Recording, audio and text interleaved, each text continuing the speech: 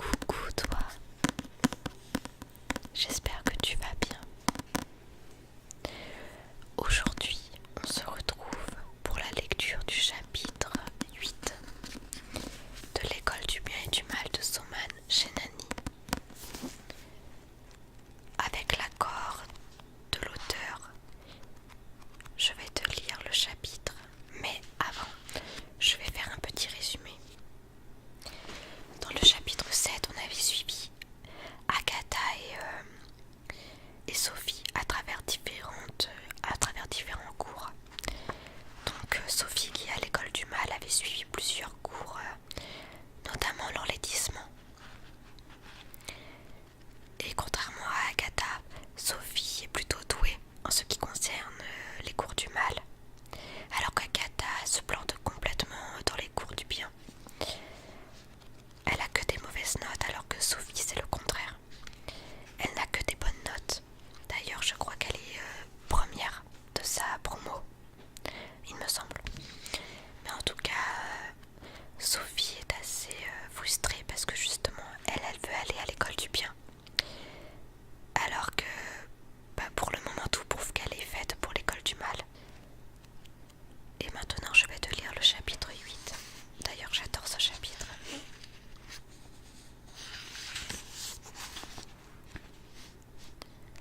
Chapitre 8. Les poissons magiques.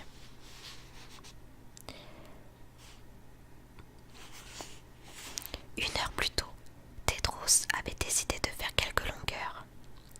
Les 2 premiers classements avaient été placardés à la porte des salles de beauté. Le prince et Béatrix caracolaient en tête, alors que le nom d'Agatha figurait si bas qu'il disparaissait sous des grottes de souris. La salle de beauté des filles aux allures de spa médiéval possédait 3 piscines aromatiques. Chaud, froid et à bonne température. Un sauna petite fille aux allumettes, 3 tables de maquillage rose-rouge, un coin pédicure sur le thème de Cendrillon et une douche de pluie dans un lagon de la petite sirène. Pour les garçons, l'accent était mis sur la culture physique. Tente de sudation roi Midas, cabine UV de style campagnard et gymnase équipé de marteaux scandinaves, d'une fosse pour les combats debout, d'un bassin d'eau de mer et de bain turc. Après les cours de chevalerie et d'élégance, Tedros avait eu envie de tester la piscine. Durant sa dernière longueur, il vit que Béatrix, accompagnée de ses 7 groupies, l'épiait à travers une fissure de la porte. Tedros avait l'habitude d'attirer l'attention des filles, mais quand en rencontrerait-il une qui ne le réduise pas à une simple gravure de mode, qui voit en lui autre chose que le fils du roi Arthur, qui s'intéresse à ses états d'âme, ses espoirs, ses craintes. Il s'arrangea néanmoins pour montrer son plus beau profil. Sa mère avait raison. Il avait beau s'en défendre, il ressemblait à son père pour le meilleur et pour le pire. Résigné, il sortit saluer ses admiratrices. Le maillot dégoulinant, son signe chatoyant sur son torse nu, mais elles étaient parties, sans doute chassées par une patrouille de fées. Un peu déçu, il tourna à l'angle du couloir et percuta un obstacle qui s'étala de tout son long. « Et voilà, encore mouillé !» rouspéta Agatha. « Tu devrais faire gaffe ou tu... » C'était le garçon qui avait ravi le cœur de Sophie, celui qui lui avait volé son unique ami. « Je m'appelle Tedros. » Agatha refusa la main que lui tendait son ennemi juré. Elle se releva seule et le bouscula pour reprendre sa route. En plus de tout ce qu'elle détestait chez lui, il sentait très bon.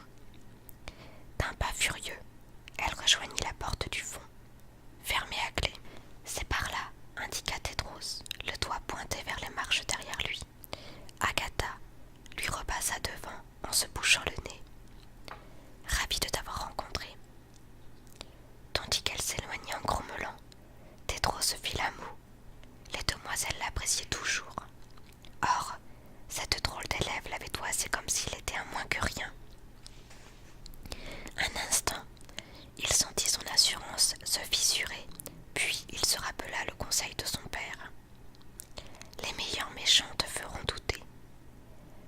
prince était persuadé de vaincre n'importe quel monstre, sorcière ou force du mal.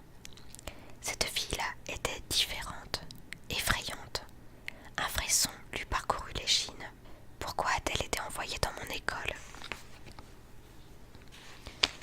Le cours de communication avec les bêtes se déroulait sur les berges de la baie du Milieu. Pour la 3e fois de la journée, Agatha se retrouva entourée de filles. L'école du mal ne faisait pas de différence entre les deux sexes. Dans les tours du bien, en revanche, les garçons se battaient à l'épée, pendant que les filles apprenaient à parler aux chiens ou aux hiboux. Comment s'étonner ensuite que les princesses de conte soient aussi godiches, si elles devaient juste sourire, se tenir droites et bavarder avec des écureuils? Elles n'avaient pas d'autre choix que d'attendre qu'un homme les sauve. La princesse Uma paraissait très jeune pour enseigner. Assise dans un trou de verdure, éclairée de dos par le miroitement du lac, elle gardait les mains croisées sur sa robe rose. Elle avait le teint olive, de longs cheveux noirs, des yeux en amande et des lèvres carmin en cul de poule. Dès qu'elle parlait, elle gloussait à mi-voix sans jamais terminer une phrase. Tous les 3 mots, elle se taisait pour écouter un renard ou une colombe et lui répondre dans sa langue. Lorsqu'elle se rendit compte qu'une classe entière la dévisageait, elle s'enfouit le visage entre les mains. « Oups, j'ai beaucoup trop d'amis. » Agatha se demanda si elle était nerveuse ou juste idiote. Le mal a une foule d'armes à disposition: poison, épidémie, malédiction, sortilège, sous-fifre, et une magie très très noire. Mais vous, mes enfants, vous avez les animaux. Agatha ricana. Si un tueur la menaçait d'une hache, faire appel à un papillon serait forcément du plus grand secours. Vu leur tête, les autres n'étaient pas non plus convaincus. Consciente du problème, Uma émit un sifflement strident. Aussitôt, un concert d'aboiements, de hurlements, de hennissements et de rugissements retentit dans les bois. Sous le choc, les filles se bouchèrent les oreilles. Chaque bête vous parlera si vous savez vous adresser à elle. Certaines se rappellent même l'époque où elles étaient humaines.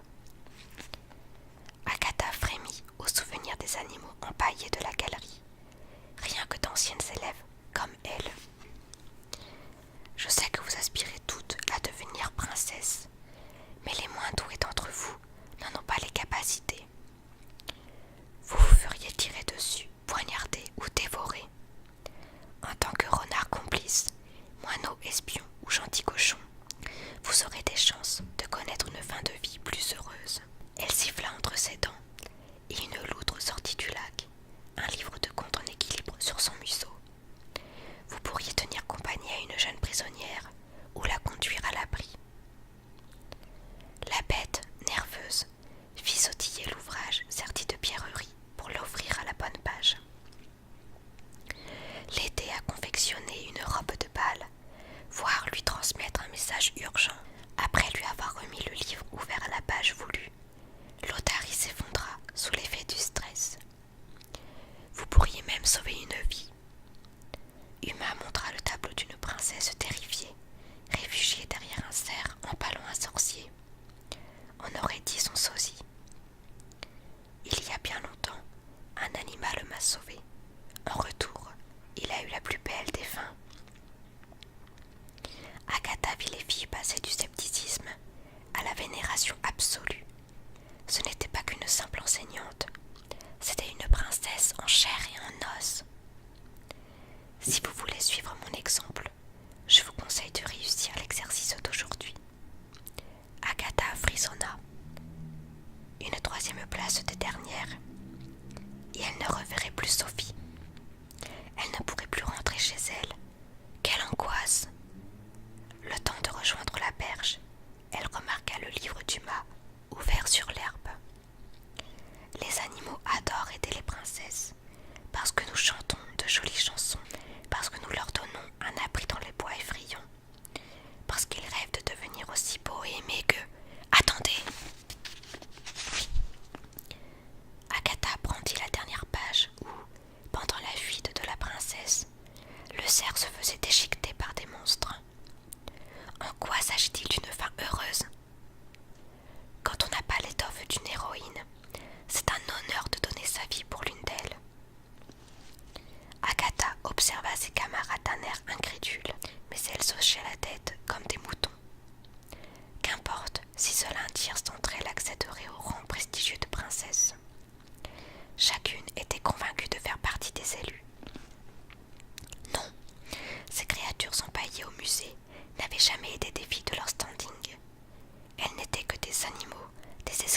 solde du bien suprême. Pour qu'une bête nous aide, il faut quand même lui dire ce qu'on veut. L'objectif du jour est donc... Uma agita l'index dans l'eau scintillante du lac.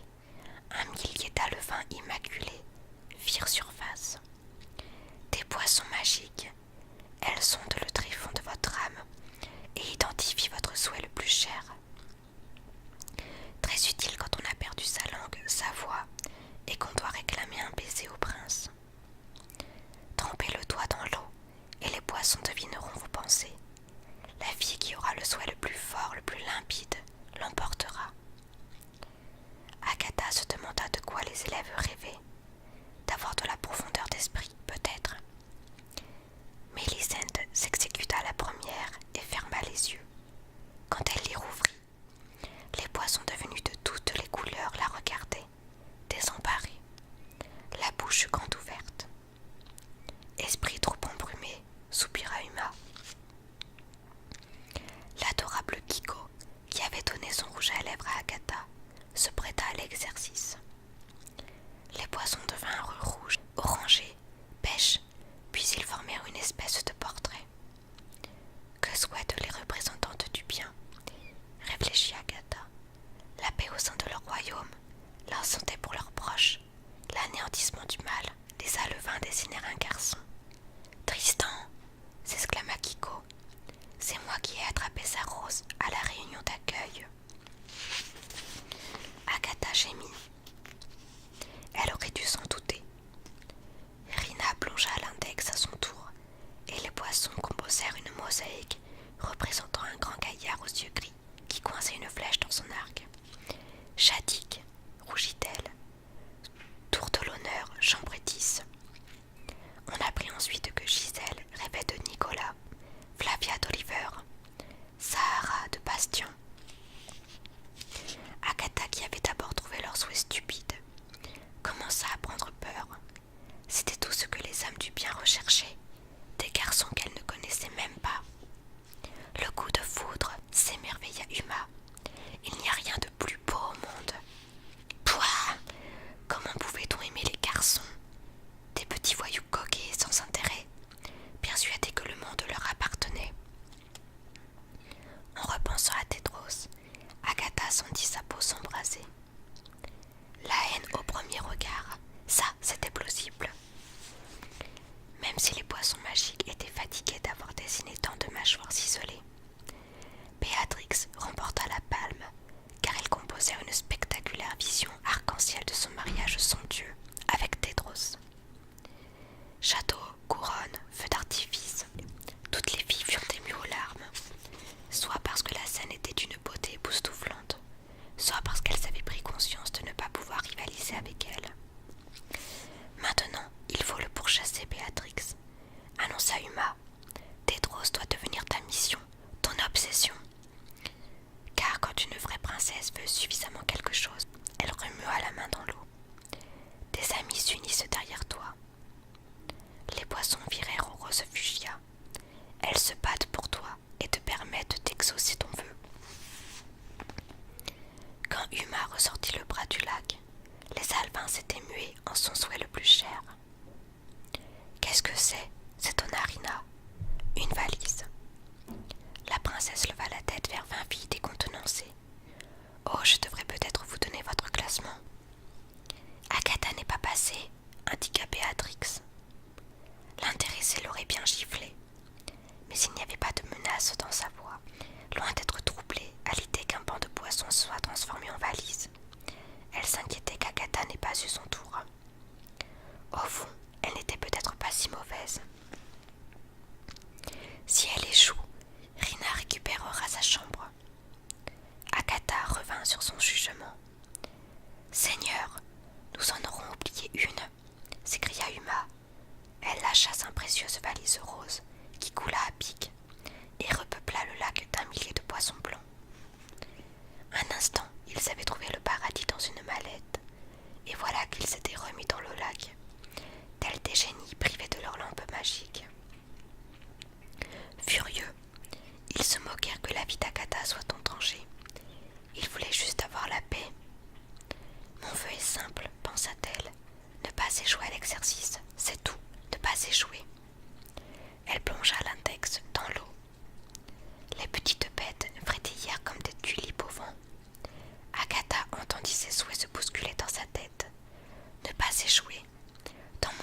maison, ne pas échouer.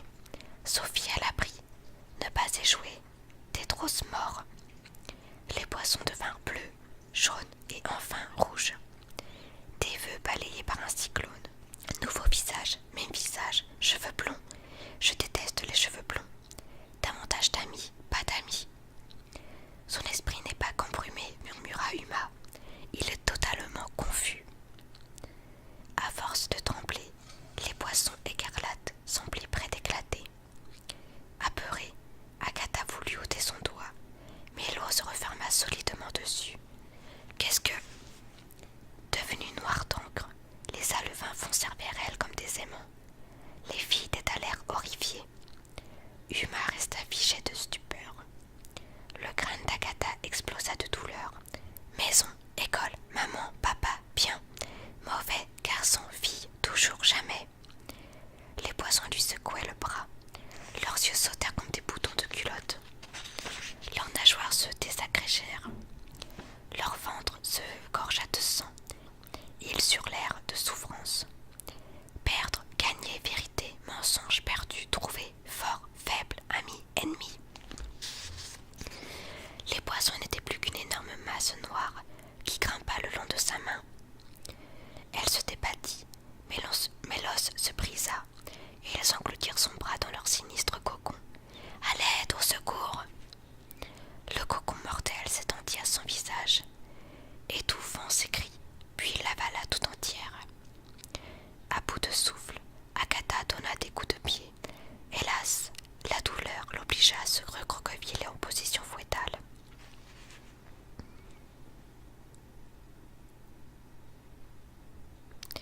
Haine, amour, punition, récompense, chasseur, chasser, vivre, mourir, tuer, embrasser, prendre.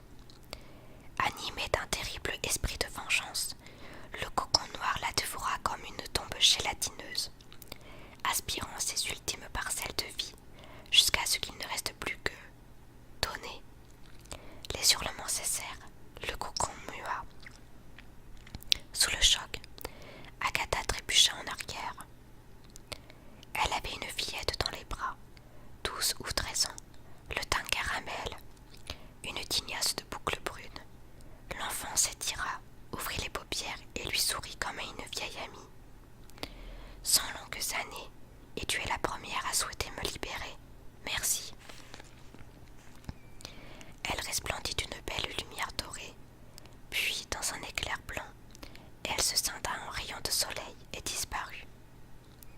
Médusée, Agatha contempla le lac vide de poissons et écouta son cœur palpiter.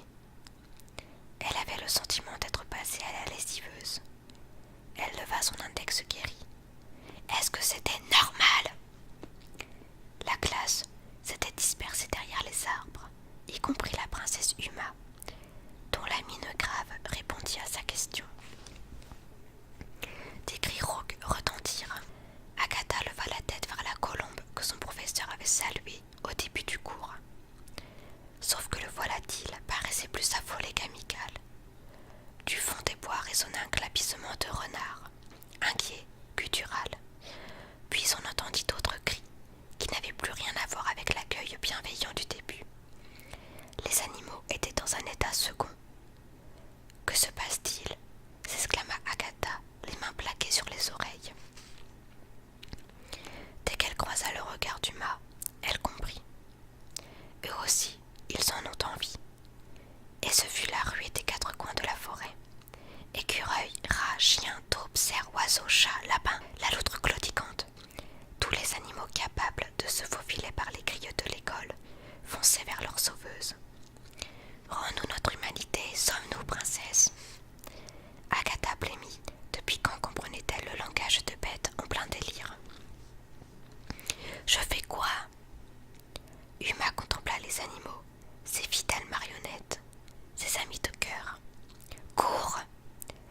Tandis qu'Agatha s'élançait vers les tours, des pies picorèrent ses mains, des souris agrippèrent ses godillots, des grenouilles grimpèrent sur sa robe. Tout en les repoussant, elle escalada la colline et fonça dans la horde de chiens, faucons et autres lièvres. Soudain, alors qu'elle avait la porte à tête de cygne blanc, en ligne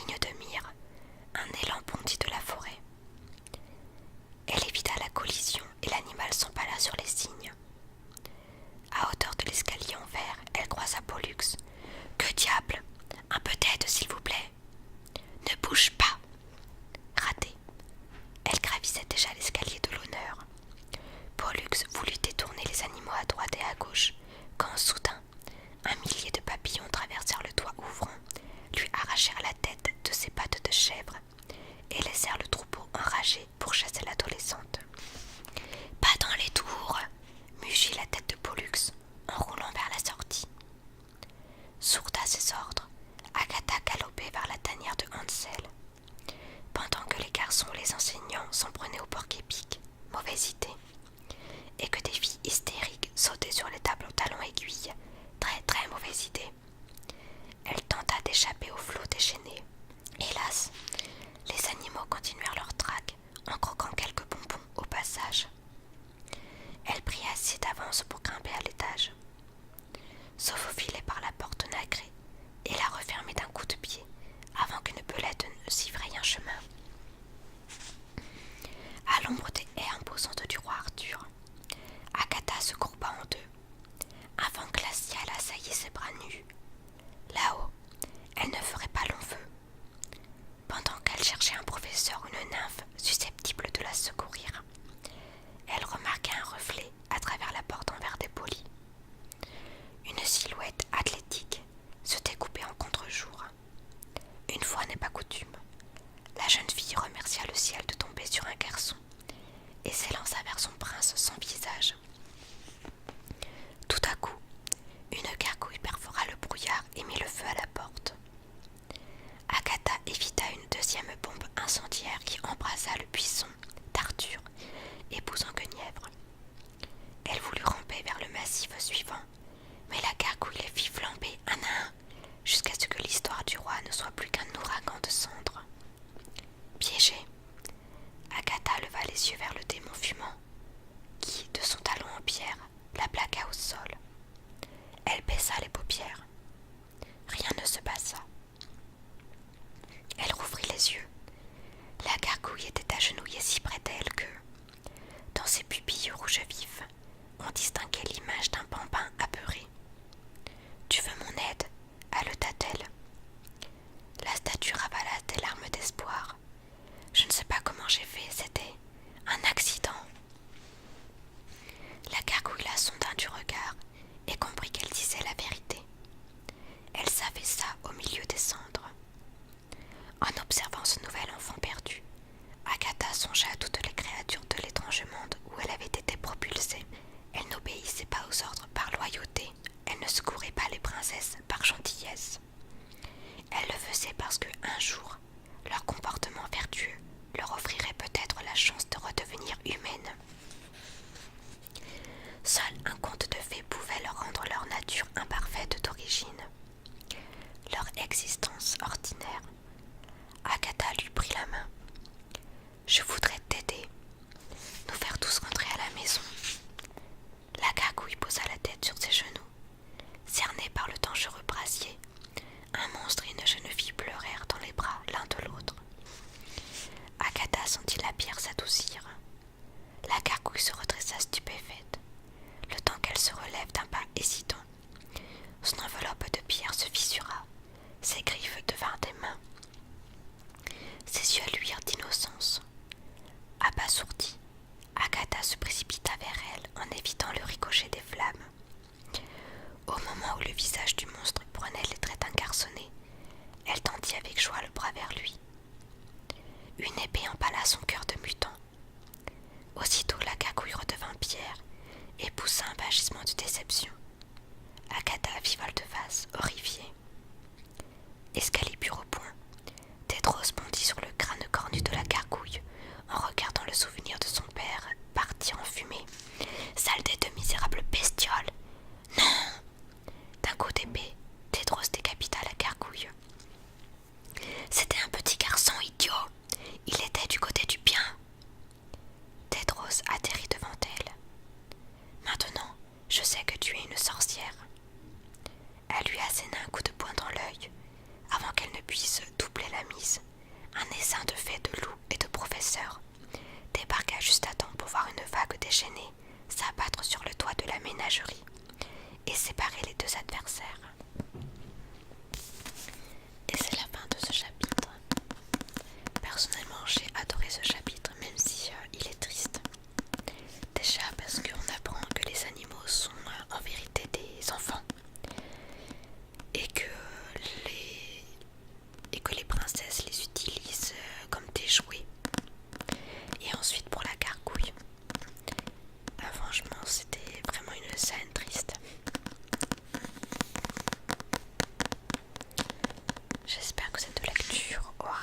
de tes